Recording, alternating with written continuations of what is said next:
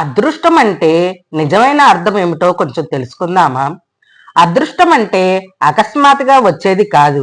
అది మన ఆలోచనల, మన శ్రమ కలిపి సృష్టించేది. అవకాశాన్ని గుర్తించే చూపు ఉన్నవాడికే అది కనిపిస్తుంది. కష్టాన్ని భరించి మనసున్నవాడే అదృష్టాన్ని అందుకుంటాడు. అదృష్టం అంటే పని లేకుండా దొరికే ఫలం కాదు. నిరంతర ప్రయత్నానికి వచ్చే ఫలితమే అదృష్టం. ఓటమిని అంగీకరించకుండా ముందుకు నడిచేవాడే ఎదుగుతాడు. అలాంటి వాడి జీవితంలో అదృష్టం తలుపు తడుతుంది. అదృష్టం అంటే ఇతరులను చూసి అసూయపడటం కాదు, తన లోపాలను తానే తెలుసుకోవటం, వాటిని మార్చుకునే ప్రయత్నమే నిజమైన శక్తి. ప్రతిరోజు చిన్న చిన్న అడుగు వేసేవాడే ముందుకు సాగుతాడు.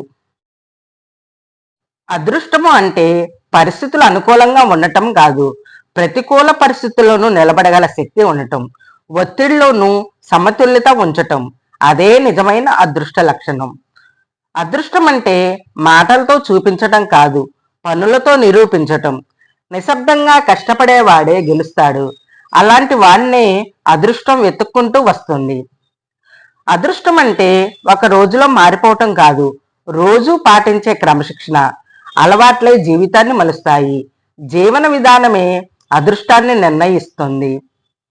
అదృష్టం అంటే భయాన్ని జయించటం, కొత్తదనాన్ని ప్రయత్నించే ధైర్యం, రిస్క్ తీసుకునే మనసు.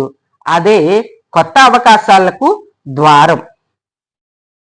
అదృష్టం అంటే సరైన సమయం కోసం ఎదురు చూడటం కాదు, వచ్చిన సమయాన్ని సద్వినియోగం చేసుకోవటం. ఆలస్యం చేయని నిర్ణయమే మార్పుకు దారి తీస్తుంది. ఆ నిర్ణయమే అదృష్టాన్ని దగ్గర చేస్తుంది. అదృష్టం అంటే డబ్బు మాత్రమే కాదు, ఆరోగ్యత, ప్రశాంతత, సంతృప్తి కూడా అదృష్టంలో భాగం మాత్రమే. మనసు ప్రశాంతంగా ఉంటే జీవితము అందంగా ఉంటుంది. అదే నిజమైన అదృష్టం.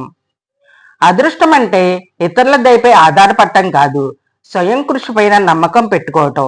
తన మీద నమ్మకం ఉన్నవాడే బలంగా నిలబడతాడు. అటువంటి వాడికి ప్రపంచం సహకరిస్తుంది.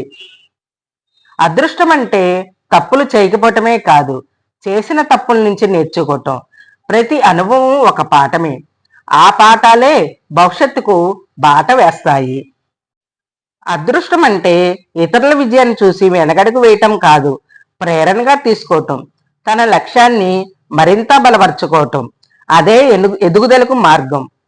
అదృష్టం అంటే ఆశావాదం, నెగిటివ్ని దూరంగా పెట్టడం, సానుకూల ఆలోచనలు పెంచుకోవటం.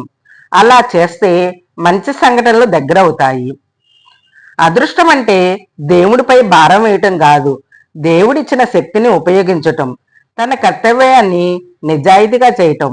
అప్పుడు ఫలితం తప్పకుండా వస్తుంది. అదృష్టం అంటే చివరికి ఒకే సత్యం. మనం మారితే మన జీవితం మారుతుంది, మన జీవితం మారితే దారి మారుతుంది. ఆ దారిలోనే అదృష్టం తప్పకుండా మనల్ని వెతుక్కుంటూ వస్తుంది.